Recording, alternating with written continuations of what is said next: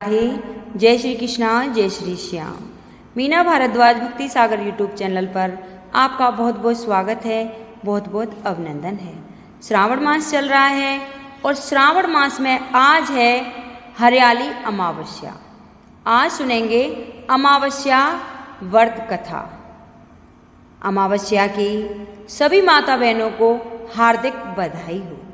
हरियाली अमावस्या की व्रत कथा सुनने से मिलता है भगवान शिव का अपार आशीर्वाद।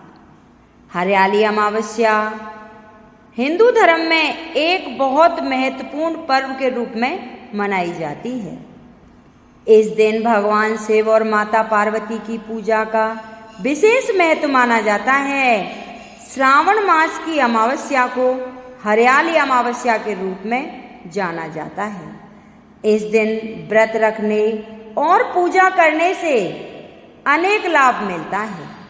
हरियाली अमावस्या की एक बहुत ही प्राचीन कथा है जो हम आपके सामने प्रस्तुत करेंगे। तो सभी के जीवन की मंगल कामना करते हुए आइए शुरू करते हैं हरियाली अमावस्या व्रत कथा। कथा प्रारंभ करने से पहले सभी माता बहनों से अनुरोध है कि कमेंट बॉक्स में हर हर महादेव जरूर लिखें। बोलो अमावस्या महारानी की जय। बहुत समय पहले की बात है।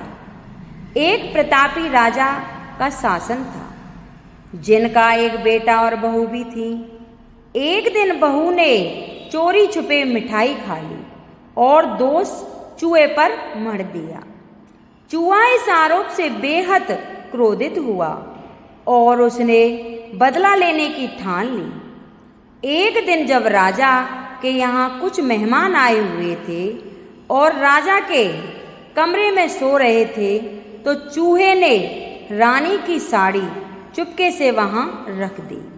सुबह जब मेहमानों की नींद खुली और उन्होंने रानी की साड़ी देखी तो सभी हैरान रह गए। राजा को जब इस बात का पता चला तो उन्होंने अपनी बहू को महल से निकाल दिया। जब बहू महल से निकल गई और वो बाहर चली गई, जंगल में जाकर रहने लगी।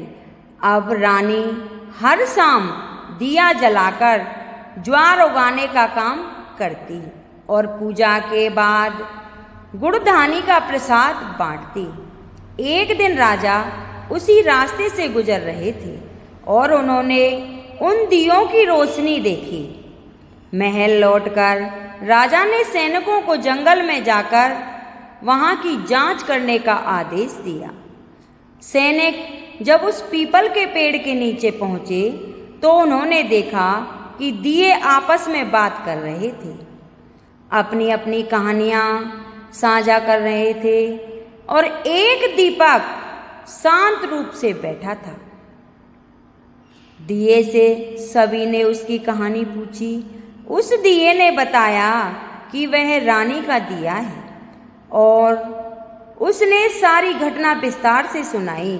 उसने बताया कि रानी ने मिठाई चोरी का आरोप चूहे पर लगा दिया था। उसके बाद चूहे ने रानी से बदला लेने के लिए उसकी साड़ी राजा के कमरे में जाकर रख दी। लेकिन रानी इस बार बेकसूर थी, लेकिन फिर भी उसे महल से बाहर निकाल दिया गया था। फिर भी वह सजा भुगतती रही। सैनिकों ने सारी बात राजा को बताई। राजा ने आदेश दिया कि आप सभी जाकर जंगल से और रानी को वापस महल में ले आओ। सैनिक रानी के पास जाते हैं और रानी से कहते हैं कि रानी साहब, आपको राजा ने महल में वापस बुलाया है। रानी फिर से खुशी खुशी और महल में वापस आ गई और आकर के खुशी से रहने लगी। लेकिन जब भी वह अमावस्या आती, व्रत करती और दीपक जलाती, उसका ये नियम बरकरार था।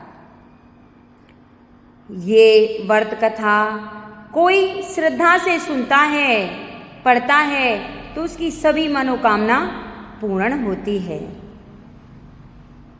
और भगवान शंकर का उन पर सदा आशीर्वाद बना रहता है। तो ये थी अमावस्या व्रत कथा। हे अमावस्या महारानी, जो भी माता बहन ये कथा सुने उनकी सभी मनोकामना पूर्ण करना और उन्हें जो भी मांगे वही देना। बोलिए अमावस्या महारानी की जय। अगर ये मेरी कथा किसी को अच्छी लगी हो तो लाइक करना, शेयर करना, सब्सक्राइब करना और कमेंट बॉक्स में हर हर महादेव जरूर लिखना। बोलो शंकर भगवान की जय। बोलो अमावस्या महारानी की जय।